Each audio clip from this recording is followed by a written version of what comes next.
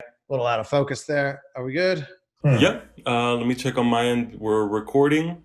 Hold on. Let me just make sure we're back in focus here. When I duck away, sometimes it goes out of focus. I think we're good. Okay.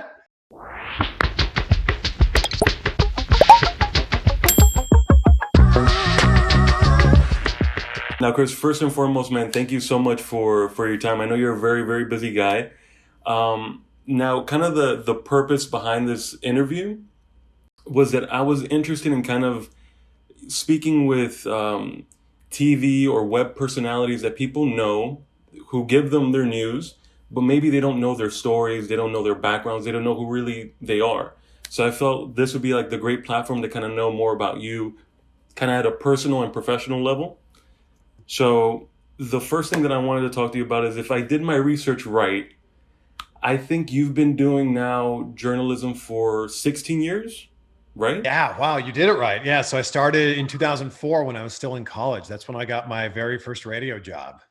And I think you started first in Peterborough, then where was it? Then Vancouver, Toronto, Cleveland, Miami, and now California, right? Wow. And you're saying this all off the top of your head? This is amazing.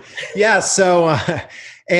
But before that, I was actually working behind the scenes in my college town in Waterloo, Ontario, as a board operator. So actually, there's a board behind you right there. Every radio station has one of those. So that was my first job. And look, it all started for me when I had this epiphany in my senior year of college.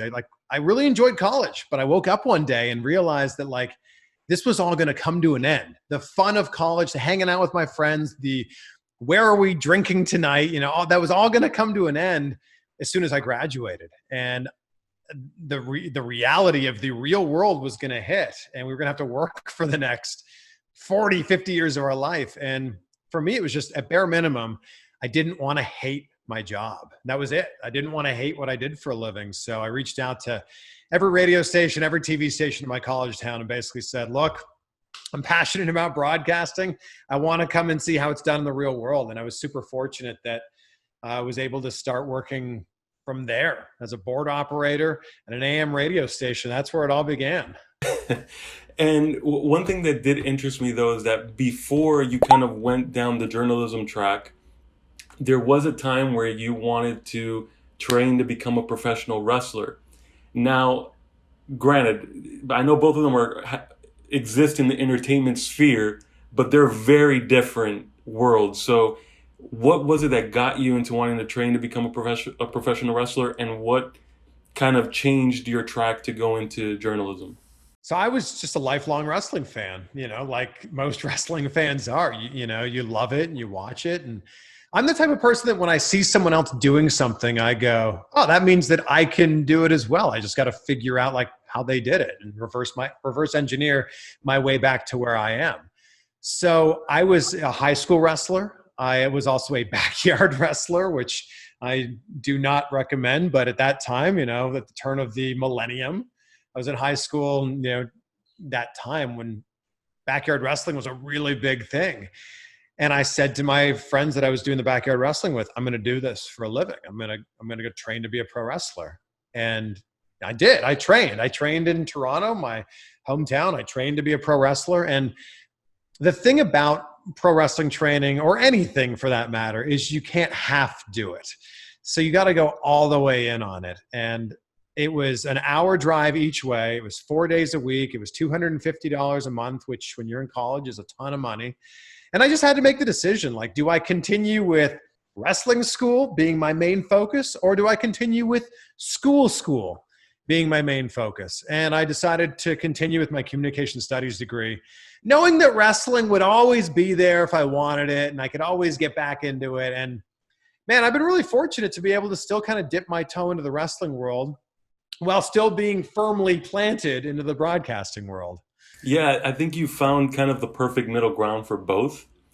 But talking about backyard wrestling, back in the 90s, at least, I remember there being a bunch of backyard wrestling VHSs, and you would Yes. see people jumping off of roofs, landing on tables. It was just chaos. So I wanted to ask you, did you ever give your parents like a a heart attack with some of your wrestling antics? every single time. And my parents hated wrestling. My parents probably still do hate wrestling. So, first of all, my dad hated the fact that I watched wrestling to begin with.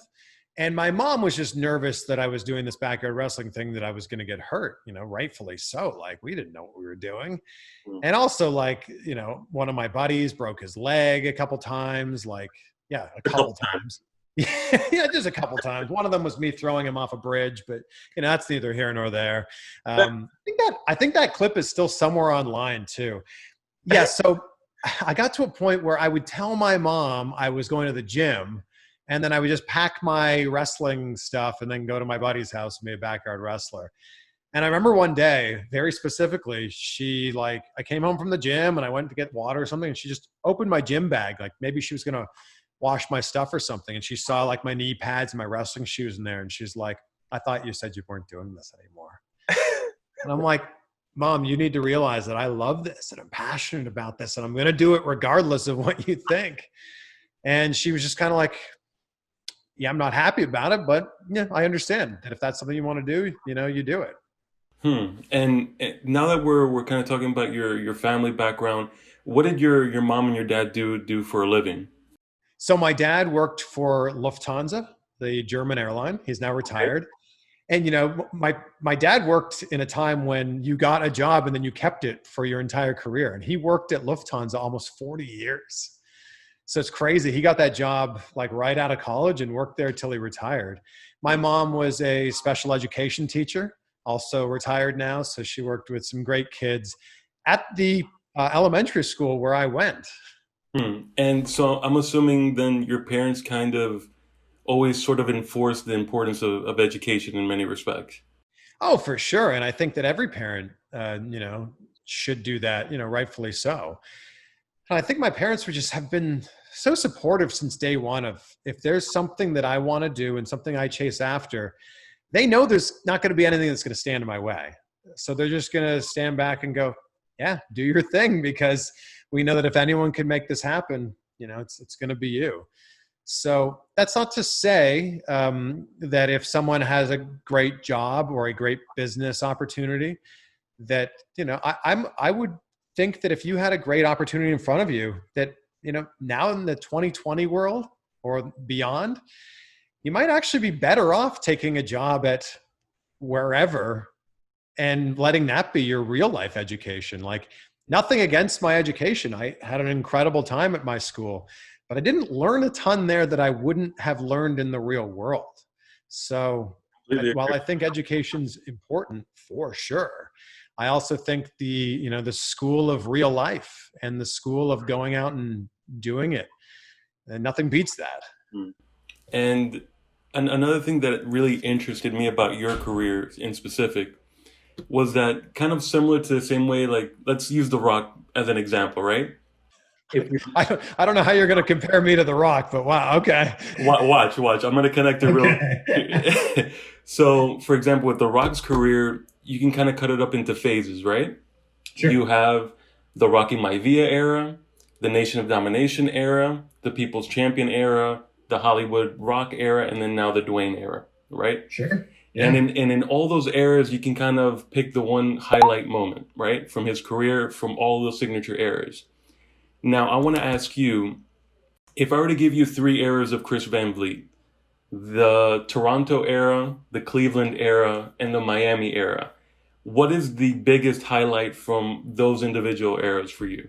This is a great question, man. Thank you for this. Thank you for putting the time and the effort into this. Norman, thank you. No, so the Toronto era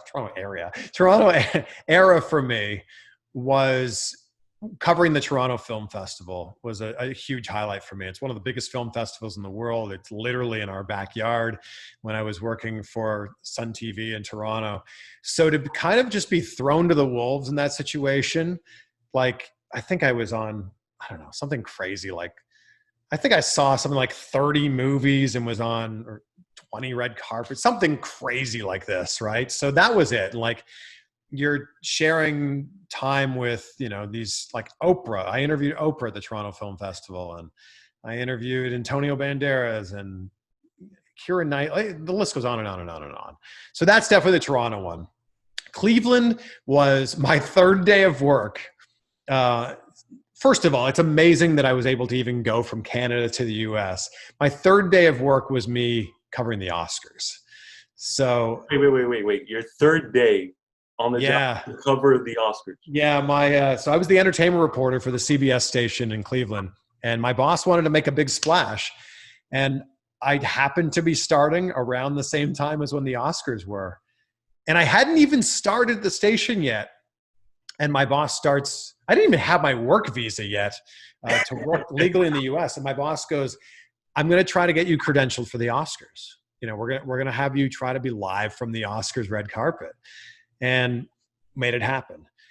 In Miami, I had so many amazing opportunities there, but to narrow it down to just one, I think it would have to be interviewing Tom Cruise, who was at the top of my list other than The Rock. Rock was the top of my list.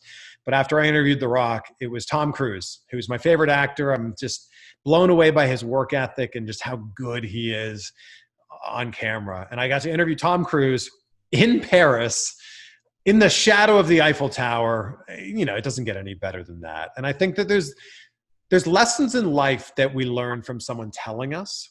And I think there's also lessons in life that we learn from watching someone do something. And the conversation that I had with Tom Cruise, it was just, I'll never forget that he looked me dead in the eye and had this conversation, just me and him, while there was literally thousands of people screaming around him, cameras everywhere.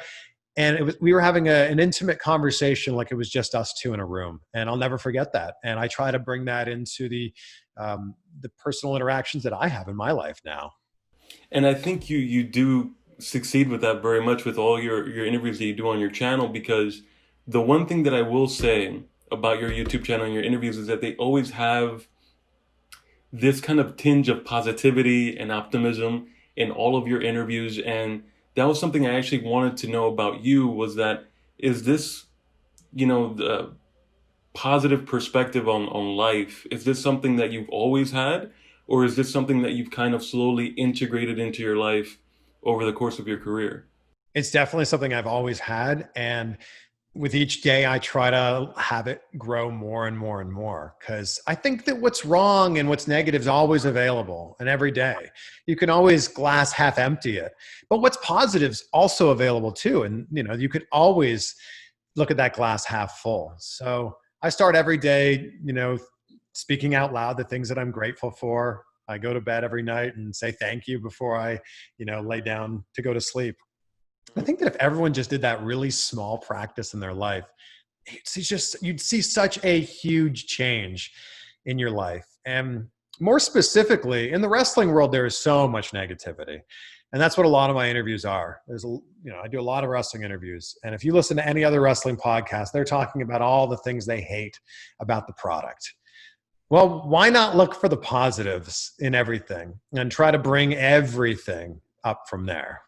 And I think that's what kind of differentiates you from other, people who maybe work in the same sphere as you do. Because a lot of interviews are like shoot interviews, or they are kind of more negative based, but yours is kind of like just talking about life, and it's more conversation. I think that's why your interviews are kind of so unique. Now, one thing I did definitely want to ask you, Chris, was about your time period here in Miami. For those that don't know, Chris was one of the hosts for Deco Drive, and Deco Drive is one of the most successful, longest running entertainment-based shows here in Miami. And it's one of the premier jobs here in Miami news. And you were the host, and you decided to kind of pursue other opportunities. And I wanted to ask you, how difficult was that to walk away from not just Deco, but Miami? And what was that deciding factor for you to say, yeah, you know what? I'm making the right decision for myself? Yeah, look, I had an amazing time in Miami, and I was so grateful that Miami and the people there, welcomed me with open arms. And it was home for me. I mean, I literally owned a home in Fort Lauderdale. So it was a tough decision to make. But at the end of the day, it came down to me wanting more. And I had this realization that I didn't move to a new country 10 years ago to only do local news. And I just, I just had a bigger goal than that. And for a lot of people, that's great. And I'm not taking anything away from Deco Drive or local news. That job, Deco Drive, is one of the, I think it's the longest running local entertainment show in America. Yeah, and it's still it does amazing on ratings. It's a great show.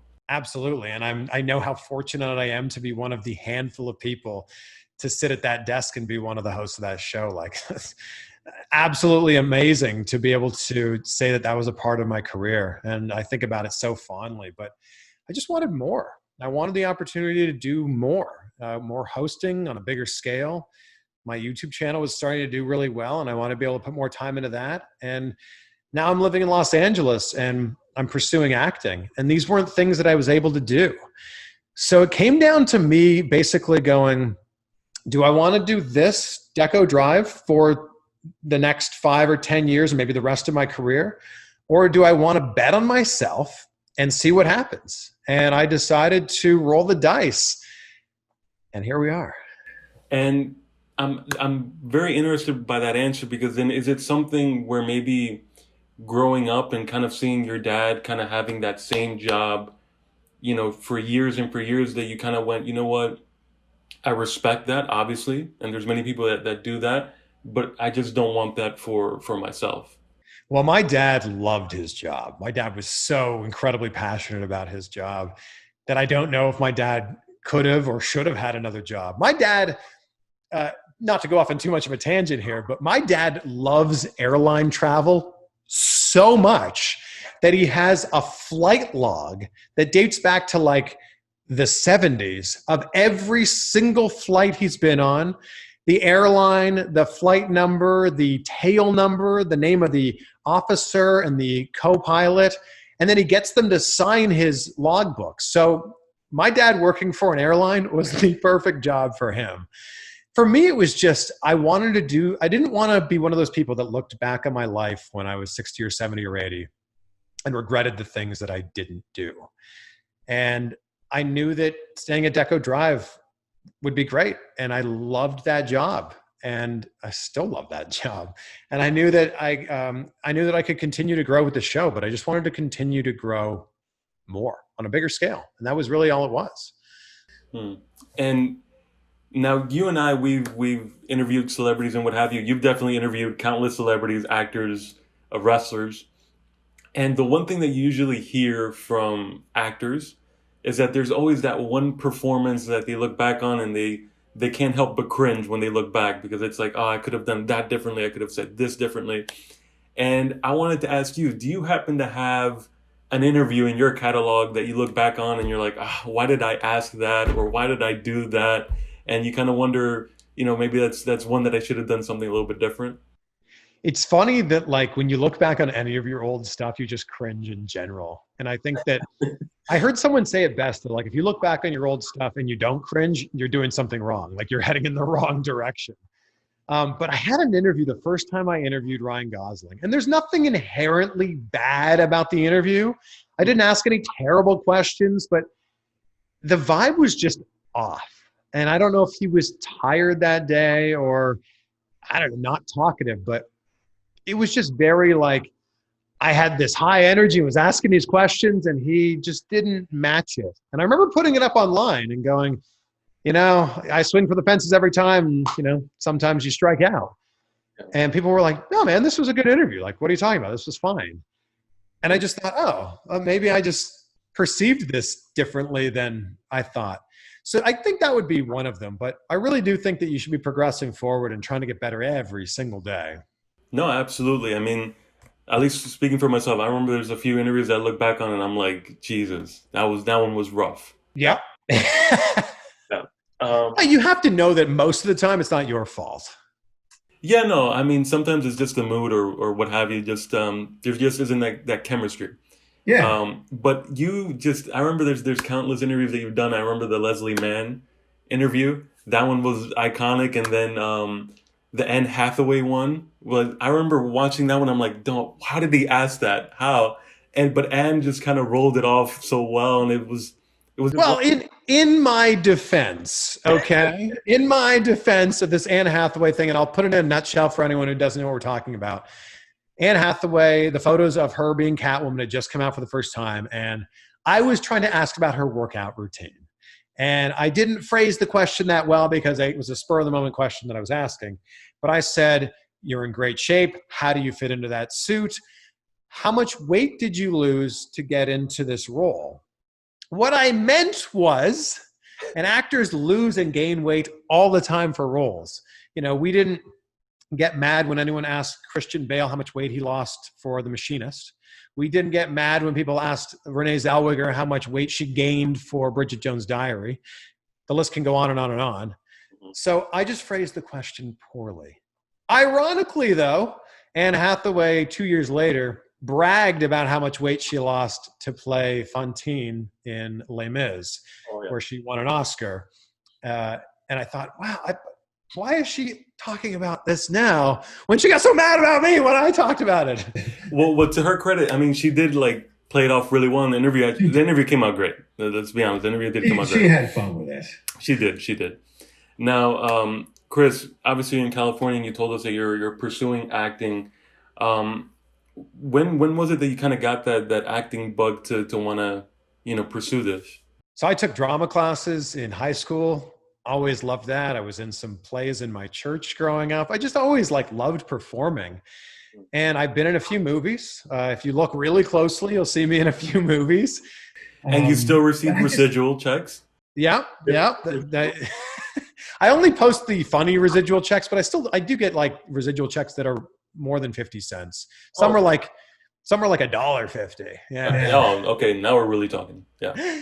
So I wasn't able to do a lot of this stuff in Miami just because, we were working so much and the schedule was, didn't really allow for it. So I always had the bug. I just, was putting my focus into the things that I was doing, which was being the best host that I could be. So now that I have the ability to do it, I want to do it, but I'm very aware that I'm starting out, I'm on step one.